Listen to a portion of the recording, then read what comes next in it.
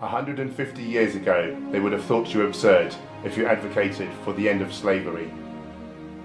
100 years ago, they would have laughed at you for suggesting that women should have the right to vote. 50 years ago, they would object to the idea of African Americans receiving equal rights under the law. 25 years ago, they would have called you a pervert if you advocated for gay rights. They laugh at us now for suggesting that animal slavery be ended. Who exactly are they, and why are they such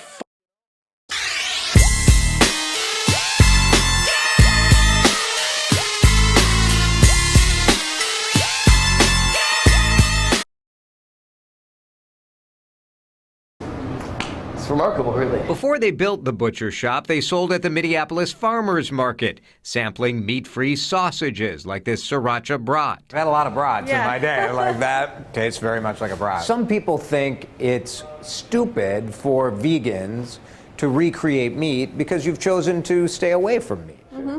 Yeah, I mean, for me personally, I didn't become vegan because I didn't like the taste of meat or like the texture of meat. Most of our customer base are actually omnivores.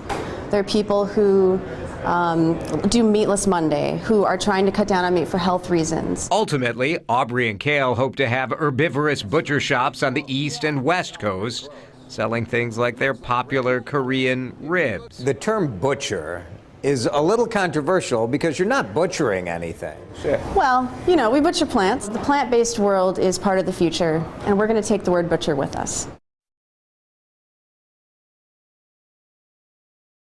That almond milk is fantastic. Have you tried that before? Do you taste the nut in there though? Not at all. And Really? you know, I used to be really big into like, it has to be organic milk. And then I saw this documentary on Netflix. And you found out what? Worked overnight. Well, I found out that they take the baby male cows and sell them to the veal industry. Really? So every time we Think eat you're doing cheese- good. Every time we eat cheese, milk, even organic, like that's a part of it. So I was like, you know what? Organic almond milk is right there. Right. Right at Woodman's. Right. I'll just buy that instead. It's not a big deal. It tastes so good because it's sweet and vanilla. What do you mean every time we eat cheese, what happens? Every time we have cheese or milk, to milk a cow, they have to continually be pregnant because they can't milk them if they're not pregnant. So if they have a girl baby cow, it becomes a milking cow. But if they have a boy baby cow, they sell that off to the veal industry. Oh, for veal. My God. Here I thought I was doing this good thing, like buying organic milk and organic cheese. Right. It's like all a part of it. It just made me really upset. I know. So I decided I'm just going to At do least you learned the almond milk. truth now though. Well, it wasn't just about learning the truth. It was about now altering my habits. Right.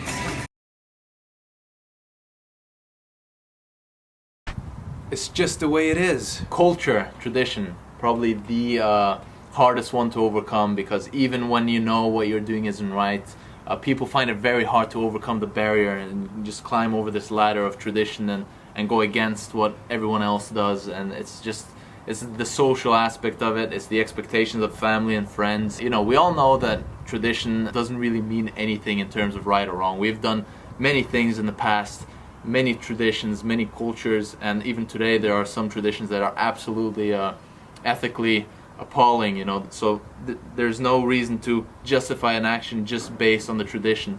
But I definitely do understand that some people find it difficult, but it just comes down to you have to be brave enough to break the tradition and be the one making the step towards the future. You know, back in the days where, you know, slavery was completely normal for thousands of years, if you had a version of yourself living back then, you would think it's completely normal. So it's all about perspective, it's all about making a choice, realizing, opening your mind,